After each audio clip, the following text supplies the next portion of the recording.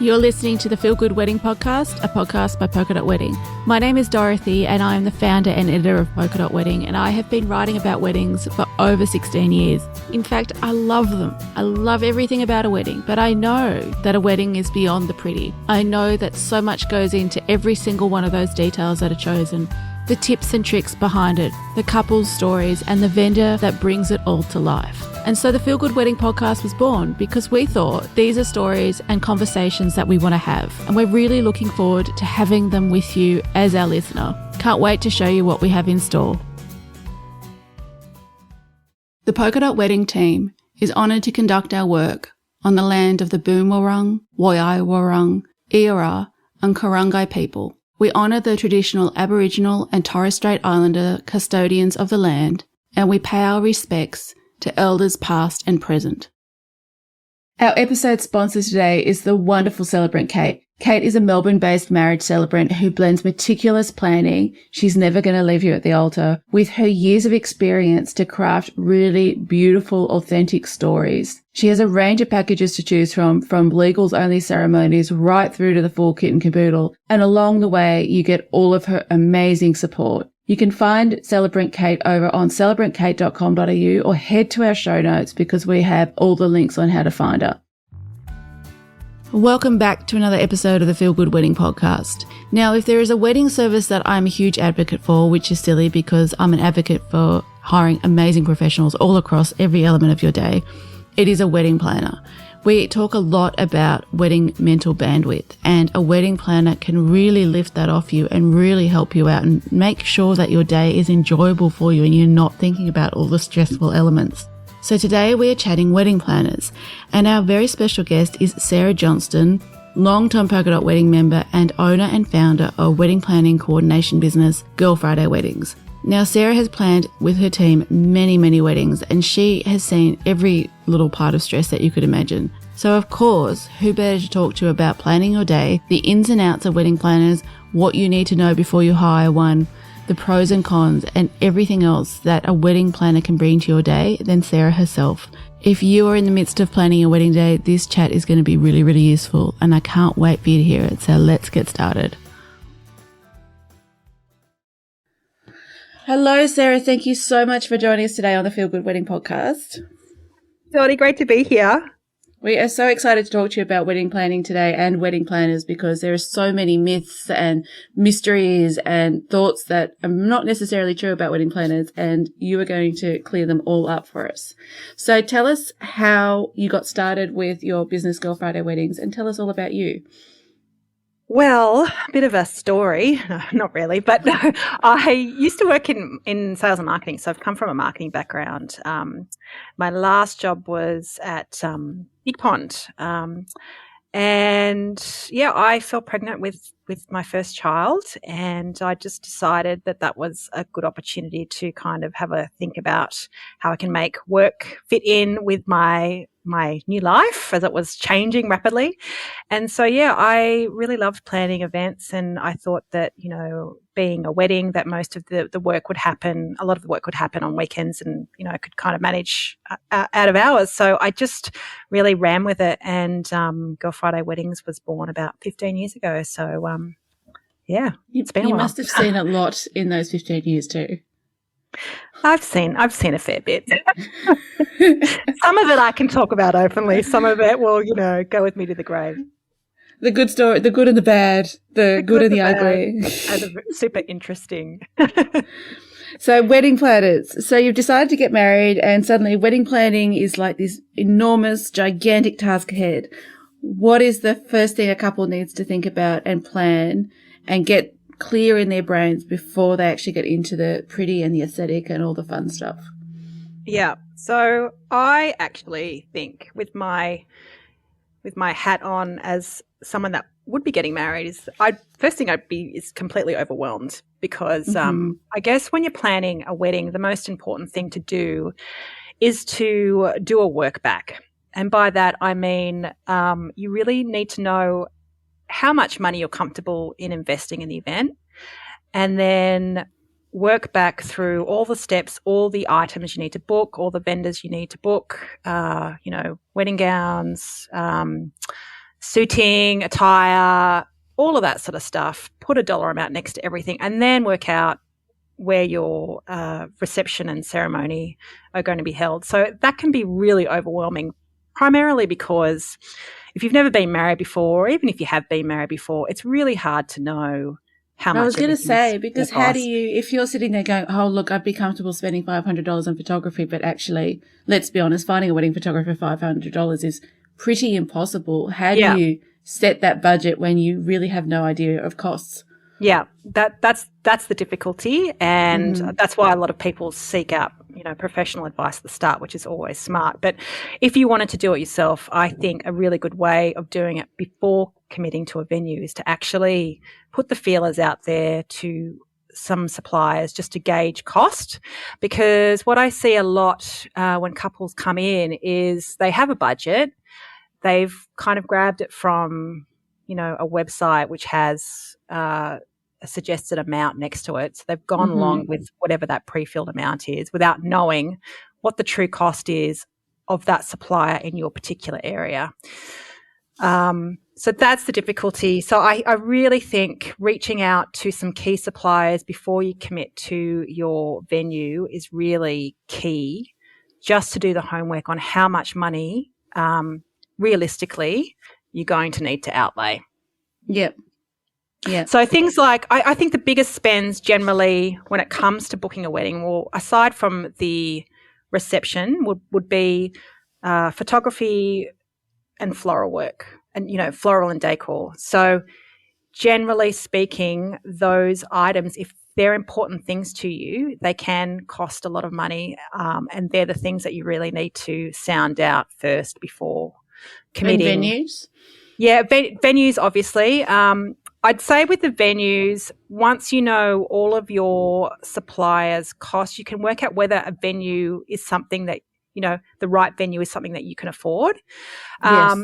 And by that I mean, going into, say couples approach me with like a town hall idea. They've booked this hall or an empty space thinking that it's going to be cheaper for them to just book an empty room. They can control catering, they can control alcohol, they can control decor.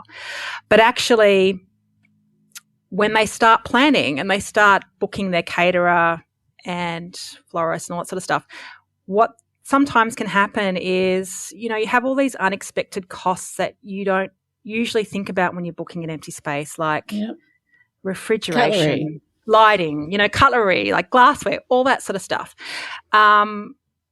So you really need to know how much the bulk of your vendors are going to cost before committing, I think, to your reception venue, because, that's where you can feel like you're hemorrhaging money towards the end of the planning process if you don't get that very first critical decision correct.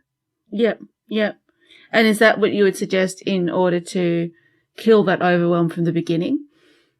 Definitely. Overwhelm can happen for a variety of reasons. Sometimes when you're going into the unknown, it can be overwhelming just with the amount of decisions you have to make. But, and also I think that nowadays we're spoilt with a lot of choice, and that really can, be a blessing, and it can be the biggest curse ever because you're constantly second guessing yourself on the decisions that you're making. So maybe get off Instagram and get off Pinterest for a bit and figure out what you actually want. I mean, look, they're all great tools, and, I use them with planning every day, but having unrealistic expectations about what your wedding is going to look like with the budget that you have can sometimes be the most unhelpful thing ever. Yeah. One of the earliest decisions, talking of decisions, might be, can we afford a wedding planner, or really can we afford not to hire a wedding planner? Yeah. So what questions should we be asking ourselves when it comes to should we or shouldn't we when it comes to wedding planners? Yeah, look, I think affordability is a big thing. Obviously, not everyone has super deep pockets, but a lot of wedding planners like ourselves as well, you can kind of arrange a consultation just to gauge whether that wedding planner is right for you, and then work out some of the bigger questions when it comes to booking your larger items. They might be able to help you save you some money and steer you on the right path before you go down this rabbit hole of, something that you really can't afford, ultimately. So, I do think there are a lot of planners now that have something for everyone in terms of packages and services. A lot of couples are happy to do a lot of the legwork themselves. So, they may say, okay, we've set aside a smaller budget and we're happy to do the legwork, but have someone there on the day just to tie it all up in a nice little bow because, when it comes to execution, the reality is you're going to be partying with your friends and not really worried too much about what's going on for setup and all that sort of fun stuff. So I think, it comes down to peace of mind, really. Just yes. And how much, by the sound of it, how much capacity you have in order to do the work. Definitely, yeah. Because I don't know. Well, my experience is a lot of our couples are going through major life decisions when they're getting married as well. Like a lot of people are either studying, undergraduate, postgraduate, they have busy careers, they're buying homes or they're having babies. Like there's some really big things that we see all the time. Couples that walk in and just are so completely frazzled by all the other life happenings. Let alone planning a wedding. Yeah, let alone planning a wedding. So, it's just kind of meeting in the middle somewhere of matching what they want to spend on budget as to, what we can help them with. And something we see a lot of is, I don't need to hire a wedding planner. My venue comes with a wedding planner. And I feel like there's a lot of confusion when you're planning a wedding about the differences in the titles. So what is a wedding planner versus a wedding coordinator versus a day of planner versus a venue wedding planner? Because they're all different and they all do different things. Yeah, 100%. Great question. So a wedding planner, when someone comes to us and asks us for wedding planning, we would consider that to be a planner that would work from the very start of your event to the end. So you come to us, you may or may not have booked a venue, and then we'll work from there and we'll do everything from flowers, styling, hire, decor, all that stuff, right until the wedding day. Now, sometimes that planning service can come in a variety of different, can look like a variety of different things, just depending on, we may say, okay, the client is happy to do their own, say, invitations and arrange their own hair and makeup and a couple of other things. We can kind of come in and take everything else off their desk of, vendors that they are not interested in booking. So that can look like, wedding planning can look like a couple of different things, but ultimately it's planning early on until the end. And then, as I mentioned, a wedding coordinator is usually just interested in that period on the day. So, that week or two before the wedding to plan for the execution of the event actually on the day. Yeah. Which is similar to day of coordinator, right? That sounds like the same sort of thing. Yeah. Yeah. Some day of planners can be maybe even come in closer to the wedding day, depending on how they're present, like how the wedding planner is kind of pitching their service. So day of planners may involve less logistics in the lead up. So I see some of them are also more stylists in some ways. They'll put the stuff together on the day rather than actually do the planning part. Yep. Like for our coordination services, generally speaking, there's a little bit of brief writing, or a lot of brief writing in the lead up just to make sure that we can execute. But some of those day of planners may do less brief writing and just execute on the day itself. Yeah, okay. Yeah. In-house wedding planners. Now, it's really important not to get in-house wedding planning mixed up with like an independent wedding planner or coordinator, because they're different things altogether. So an in-house wedding planner is representing the venue and really looking after to make sure that the venue's wants and needs are met. And specifically, this relates to suppliers that will be working at the reception on the day or at the ceremony on the day of the event. So they're not really interested in things like making sure, you've got enough time for hair and makeup, or making sure that your cars are going to arrive to pick you up on time. They're not really fussed about the details of flowers per se, depending on the venue or, any of the decoration. They're really just there to make sure that the supplies that you've filled out on your wedding checklist, which you usually have to do before your event, arrive on the day they show up, the wedding cake's delivered, the tables are set, the place cards are out. So they're very kind of single-minded in that respect. Yeah.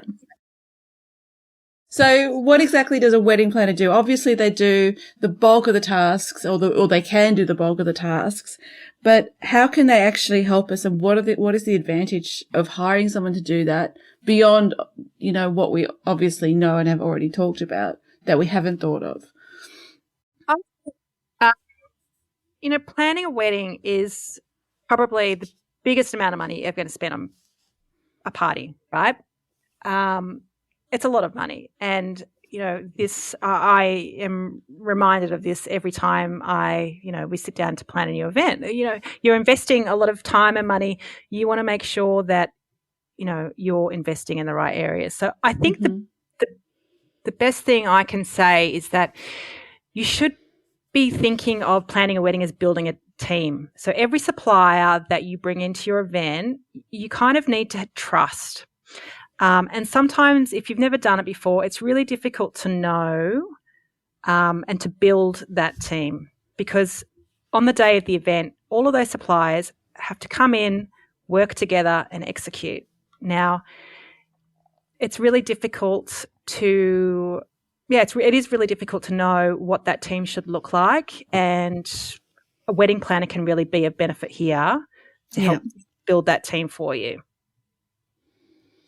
And on top of that, I know that when we got married, we used the wedding planner to do things like manage budgets and follow up suppliers and do things that were like the mental bandwidth we just didn't have or didn't know we had to do.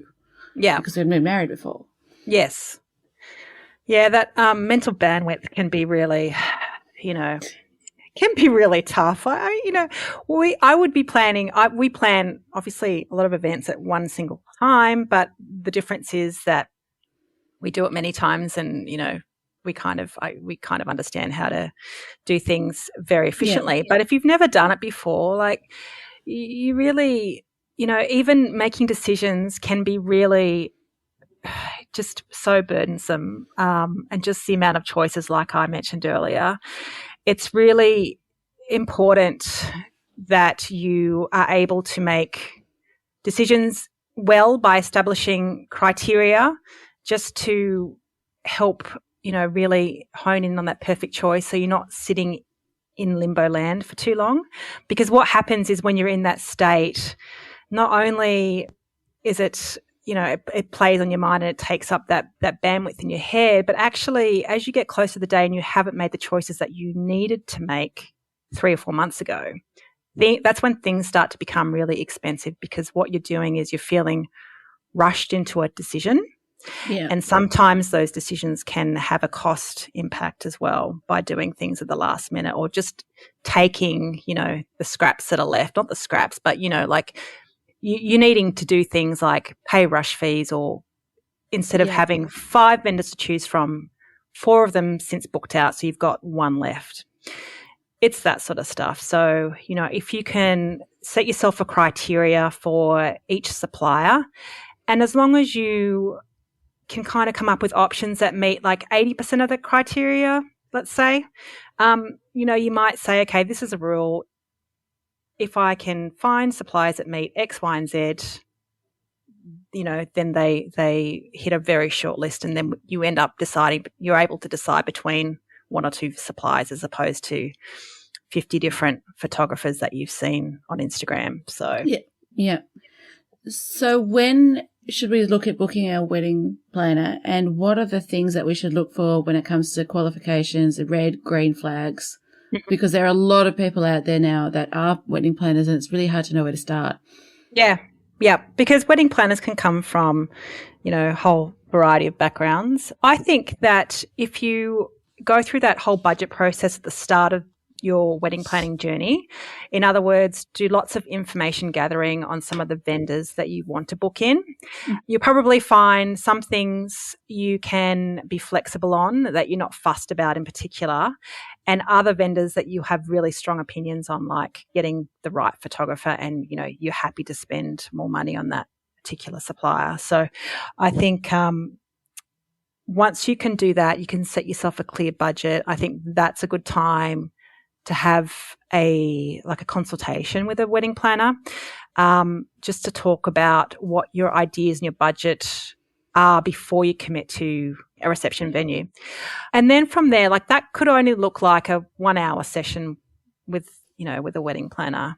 But from there, that will give you confidence to start locking some things in. And then once you get going with your planning and you have an understanding of your budget, you may decide, yes, this is, I feel like I need more help and this is how much we can afford to spend on planning. Or you may decide that, we can take on some of the work ourselves, but we would like someone to get involved a little bit closer to the day just to tie it all up for us and execute. Yeah. So I think, before you make too many decisions, it's good to speak to a planner because they can kind of steer you in the right path. It's really hard to fix problems that you've already committed to, if that makes sense. Get out of contracts and such. Yeah, get out of contracts, especially with like I mentioned before, hiring a blank canvas venue where you have to bring in a lot of suppliers. They're probably the biggest events that we do. And I think what a lot of couples don't realise is that they go off and they might book a half a dozen different suppliers to execute on the day of their wedding, but actually those suppliers may be able to deliver a couple of things that the other suppliers have on stock. And by that I mean like your cutlery and glassware, you may have hired someone specifically just for your cutlery and glassware, whereas the person that you've hired the tables from also had the cutlery and glassware that you needed. Yeah. And so that's when, you just waste a lot of money going down a path. And then once you've committed to those vendors, it's really hard to undo that work. So I think, a consultation at the start is definitely a great idea. And then, trying to find the right wedding planner is just a case of finding someone who has experience. Perhaps they've worked at the venue before. Check their reviews. Like I know that couples talk a lot out there online. So I think, fact checking amongst, other people getting married is also a really good thing. So, red flags for wedding planners may be like, obviously negative reviews don't reflect favorably, but anyone with maybe a smaller portfolio or someone who's disorganized may not be a great start. I think when people don't respond to you, when you've sent an inquiry out and there's no response and you have to chase them for things, also probably not a good sign. So, I think just do your homework. And how long should we wait for replies? Because I know it's varied. I know for some people get very frustrated if they're not getting a reply the same day, but let's be honest, you're probably not necessarily going to get one the same day. So what is a slow reply in the wedding industry?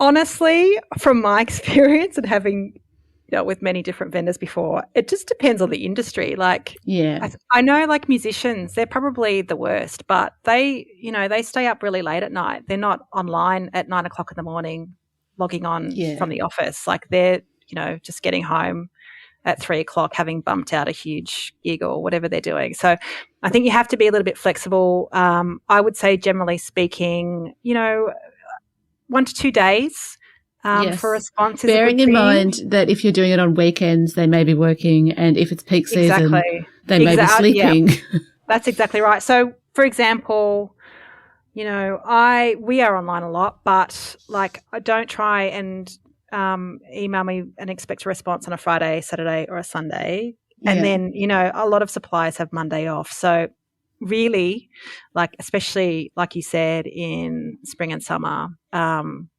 things take a little bit longer. Yeah. Okay. So do you need to hire a wedding planner for the full service, or I know there are day of coordinators, but can you hire planners to do chunks of tasks or for a certain time? The answer to that is yes. That's something that we do because we try to be a little bit flexible and accommodate a lot of different budgets. So I would imagine that many other planners like us would be the same. So yeah, a lot of end-to-end planning is definitely not a cheap thing to do. It's really, you're really basically, if you were to think of yourself as a business, you're hiring an event manager, like, as a full-time employee, because really, you're working every day, potentially on an event that's going to happen in another 12, 18 months. So yeah, not everyone can afford that, understandably. But I think the key is just to picking the things that are going to drive you crazy when you try to do them yourself and just getting rid of the things that you don't want to do. So, it's got to be fun. Wedding planning has to be fun. It can't be something that is laborious for you. It's already stressful enough with relationships and guest lists and all the fun stuff, isn't it? Totally. Like, I've had couples in the office a couple of days before their wedding. Sometimes there are other things as well, putting extra pressure on them, like prenups, mental health issues or anxiety issues, and just really melting under the pressure. Because if you think about it, that week before the wedding, there usually are a lot of moving objects. There are relatives flying into town. There's lots of rehearsals, and, parents particularly can be asking questions, and, that anxiety, I guess, can rub off on you as well. So, yeah, it is stressful. I think if you can afford it, I think at the very least a coordinator on the day is a really sensible path. And I feel like you've covered this, but one of the things that we think from our wedding and looking back is that hiring a wedding planner was the most or the best decision that we did, because our wedding venue shut down a couple of months before our wedding. And luckily we had a wedding planner who went into the venue and knocked on the door and said, "Oh, hang on, what are you doing here?" Like they went into bat for us. So what are those unexpected things that a wedding planner can do? Because I certainly didn't hire a wedding planner thinking that they were going to go and talk to my venue about the fact that they'd left us high and dry. So what is that surprise element that they can help with? I actually think it's about relationships. So if you have a wedding planner involved in your event, or a wedding planner is referring you to other suppliers that they've worked with before, they can lean on those relationships if they need to when it comes to getting something extra or fixing a problem or troubleshooting on the day in particular. Yeah. So, I'd say that's really the value that you can't put a price on, because if there are suppliers that we've never worked for and we're going to a wedding day coordination job, you do feel a bit nervous. You're not sure. People say they're going to do something, but obviously it takes a couple of times until you have that trust with someone. Yeah. And so if someone fails you, you're kind of thinking about backup plans, and you can only really have a backup plan when you have other suppliers that are there to pull together and rally for you as well. So it really comes back to what I was saying before about on the wedding day itself, is you coming together as a team for that particular event. And even though it's not your job to do something, you really need suppliers that go out of their scope of work in the best interest of your client to get the best result for you. And I suppose that's another benefit of the wedding planner, is that you can use those relationships in a way that we can't, being couples that have never worked with these vendors, because that vendor works best doing this, and this. Oh, and they've got that perk that you didn't know about, and they don't tell anyone because it just doesn't occur to them or whatever. Yeah. All that stuff. Yeah. And, with suppliers, we're obviously repeat customers for our vendors. So we will give them work if they make our clients happy, ultimately. And that looks like a variety of different things, and there are suppliers that do a great job regardless of that as well, don't get me wrong. But when it comes to stretching outside your scope, I see many times people aren't prepared to kind of go outside of what the contract says that they have to supply, that they signed up to months earlier. Yeah. So it's tricky, yeah. What are the behind the scenes things that a wedding planner does that we don't think of? Because I know we often see the wedding planners like walking around on the wedding day with their little headsets looking like efficient and awesome and all that stuff. And it's like, the Jennifer Lopez movie and all that kind of thing. What are those little behind the scenes thing, all the mental bandwidth stuff that you carry that we don't really think about? I guess just making sure, you really, it's kind of like, when you would curate a blog post, for example, and you're making sure all the images are, make sense and in a particular order and the copy is correct. It's really like you're curating an event when you're walking through it from the start to the finish. So making sure that things make sense, making sure, if the client has briefed you to do something, that makes sense as well. Because sometimes the things that we get asked to do don't make sense and we need to kind of just put things in the right place or make things work properly, in terms of making sure the photographer is not standing where he shouldn't be and the videographer isn't kind of getting in the way, and making sure the furniture is placed out correctly and there's no rubbish in the line of bride or the groom or, the party getting married. So it's really just the small, tiny details where you can often come unstuck, and there's always someone in the background wrangling to get something done that does make sense. And wedding planners do a lot to help keep to that timeline as well, don't they? Definitely. But, timelines are that magical beast. Yes. We do many different run sheets and we always try and stick to them. But I think every supplier knows that, like, the reality of sticking to a run sheet when you're dealing with people is very difficult because people talk, make speeches longer than they're supposed to. Things just happen. Like after a ceremony, once the couple is married, people mingle, people want to have a drink and, take part in all that. And sometimes, that delay has a bit of a knock-on effect, but that's where your planner can kind of, in the background, make up time and change things around on the fly just to make the event flow better as well. And something I want to ask you that I haven't even put on our questions before is the wedding word myth. As a wedding planner, I feel like you get this a lot, but does the word wedding add more to a wedding budget, and how do we deal with that if it does? So, does it add more to a budget? If you were going to a cake shop and ordering a chocolate cake, it's probably going to get it cheaper than if you ordered it from a wedding baker that if you were ordering it from a wedding supplier that makes wedding cakes for a living. So I think the difference is the amount of time and preparation that you would rightfully expect from that wedding supplier, as opposed to Michelle's Patisserie if you're going to buy a chocolate wedding cake from somewhere like that. So the service that you're getting is very different, and you would want it to be different because you'll be emailing this person. You'll be wanting them to respond to your emails, and you'll be wanting them to respond to your phone calls as well. So I think that it's a very different service, and couples need to kind of go into it thinking that it's a very different service as well than something they're just going to pull off the shelf and buy. Yeah. And you want to start your relationship with a vendor that's, you're not going to lie about this and say, oh, well, it's not a wedding. I'm just going to order a normal cake and then have them show up and it is a wedding. Yeah. Like you want to start, I suppose, your marriage off on the right foot and not sort of, like, these are all small businesses. You don't want to have to lie to them in order to get a better budget. And look, it definitely, it changes the way a vendor will approach your work. Like, they approach weddings very differently than they approach like a birthday party.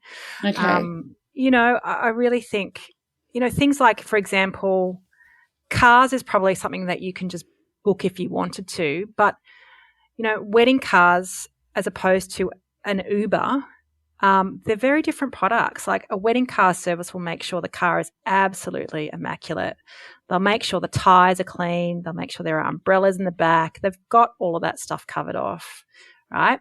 So when you're getting out of your car on your wedding day, your wardrobe isn't going to be dirtied on a disgusting tire that's been, that's filthy. And they're the expectations that you have when you book someone for a wedding, as opposed to an Uber. You wouldn't have that same expectation. It'd just be like, well, that's on me. My wardrobe gets dirty. That's on me. So, I think it's really important to have realistic expectations about what you're going into, and making sure that, you fully brief your suppliers in what your expectations are as well. So it's the time, the budget, the approach that they take with you, the level of service. Yeah. Everything is polished. Every T is dotted and I is T is I is dotted. T is crossed and I is dotted. Clearly my T's are dotted. With little red love hearts. Yes. Babysitters Club 101. I think my approach to wedding, if I was planning my own wedding again, I would set myself an amount of money and I'd say, right, I would like the best of what I can afford for this amount of money. These are the things I'm not fussed about. These are the things that I feel really strongly about. And the things that I feel really strongly about, I'm going to do like 100%, get the best of what you can afford, right? And the things that don't matter to you, can fall by the wayside, and you kind of just, meeting a budget, like picking a supplier that meets your budget and basic, And this is something we talk about a lot, is the wedding vision statement of sitting down with your partner at the beginning and saying what, as you said, is really important to us and what do we not care about. Yeah, exactly. Because there's nothing more worrying when we see couples that really, really, really hemorrhage money due to unexpected expenses right before the wedding. It's super stressful, like spending, overspending thousands because of things that you really didn't consider or think about. And not only that, by the sound of it, sometimes things that you didn't necessarily want. Like if you'd made that decision in the first place, you could have then found a cheaper option or done something different for that. But because you haven't thought about it, you're stuck. Yep, definitely. And feeling stuck is just, can be paralyzing sometimes as well. So make the decision early on, get your decision rules in place and work out what your criteria is. And you just kind of just do one vendor at a time. Otherwise, everything else could be really overwhelming. Yeah. Don't try and plan your event in the space of a week, because it takes us months. Like anyone planning or wanting to do it in the space of a couple of weeks is just, is putting a lot of pressure on themselves. And is that your best advice to give to couples to help them enjoy it and get out of that stress of it? Apart from hiring a wedding planner, which I also advise. I think, look, my best advice is you've got to have fun, right? Yeah. Like I said earlier, it's a lot of money. It's probably the most money you're going to spend, other than, probably buying a house or sending kids off to private school. You've got to have fun. You've got to enjoy it. You both have to enjoy it. You both have to be making those arrangements, booking people that you love, right? You can't go and spend all that money and not have fun. It's crazy. It's crazy talk. And do it your way. Do it your way. Yeah. You don't have to do it whether you love tradition or not, because I know tradition gets a lot of hate. Like if you want the tradition, go for the tradition, but it has to be what you want. Yes, totally. And, everyone has an opinion, and people will be sure to give you their opinion when you're planning a wedding. Yes. Take my word for it. Wait until you have kids. But you don't have to take their opinion. Like, you don't have to take it on board. You can listen. You can be respectful. You can say thank you for sharing that. But just take what you want on board, and the rest of it, you just have to let go, because that opinion will be coming to you like from the minute you get, or from the minute you get engaged right through to the rest of your married life. So you just need to learn to let stuff go and not feel like that opinion is becoming too much of a burden. Yes. So what's something fun to finish us off? What is your favourite moment of a wedding? Definitely definitely, I'd have to say, right before the couple walk down the aisle.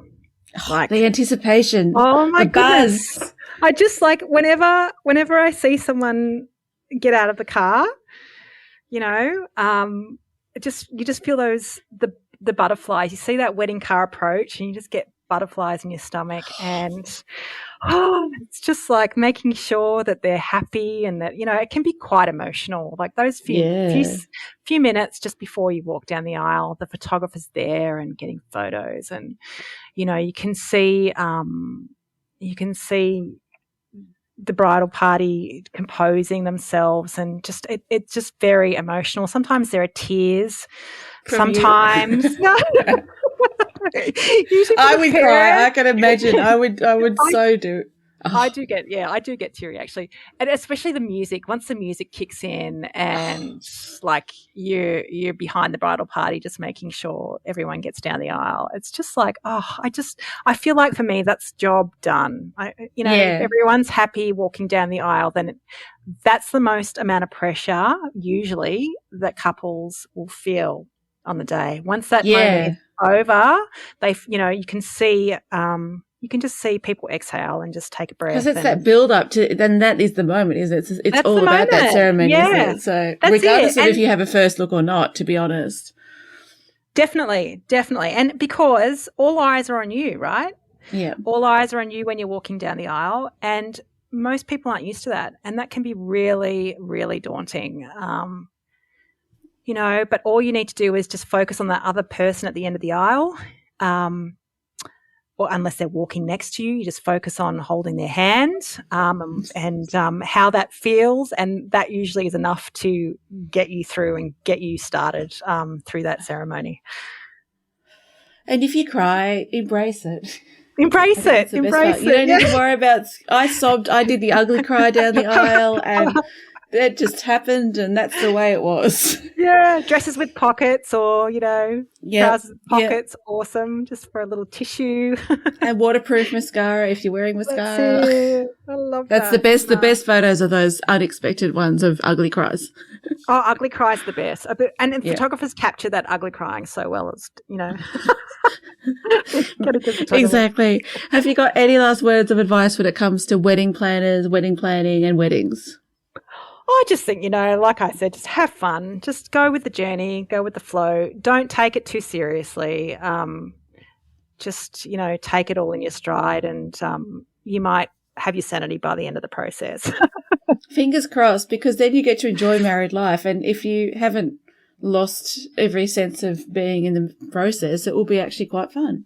100%. You're planning for the rest of your life. It's not just about one day. Yep. It's really a celebration to mark, a new stage, and I think that's what you need to remember as well. You've still got the actual marriage that you need to work on, Yes. You need to get to in one piece. Exactly. The wedding is just one day. Yeah. Well, thank you so much for sharing so much wisdom around the myths and the confusion around wedding planners. I think there's so many amazing bits of information in our chat today, and I was thrilled to be able to chat to you again. Oh, thanks, Dottie. It's great to be here, and maybe one day I'll release a tell-all book about all my stories that didn't make the air. Look, I would read it. I love those wedding books. I would read it. Make it anonymous. Oh, totally. No. Look, lots of, I think the best thing is just meeting awesome people like your lovely self. And, it's a really lovely community of fellow teammates, I think, virtual teammates. Yeah. Wedding pros are some of the best people. Oh, awesome. We're just great fun. Not bites at all. They love a good party, and they know how to do a good party. Exactly. Thank you. Thanks for having me, Dottie. A big thank you to Sarah for joining us today. If you'd like to find out more about Sarah and the Girl Friday Weddings team and what they can do for your wedding, head on over to weddingpodcast.com.au. We have a full episode guide over there, including all the links and a full written transcript of today's show. The Feel Good Wedding Podcast is built for you, and we want to make sure that we're creating content that you love to hear. So we would love to hear your reviews. We would love to get an email from you in our inbox, and we would love to know what you think. We can't wait to see you then.